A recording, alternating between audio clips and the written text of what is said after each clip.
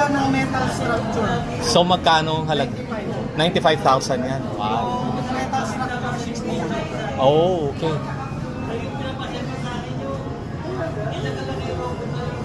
Wow. So, yan is 24,500 Hotel. ang Base po halaga. sa painting and detailing niya. Aha. Dito yan made? Yung pag-customize dito. Aha.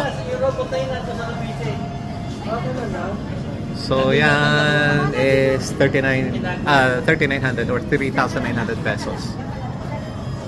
Wow, ito. Bukod po sa mga toys, ang main product po namin ay glass. Glass. Yun po yung pangalan ng shop. Oh, okay.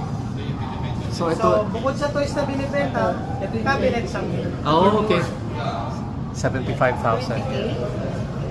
yung lagayan po yun. Etong isang to is 34,500 pesos. Oh, ito naman is 39,500 pesos.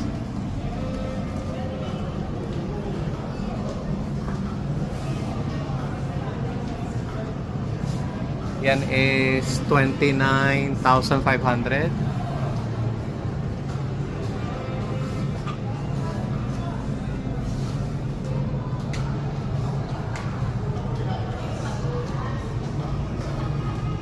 Yang maliit na yan is 22,500.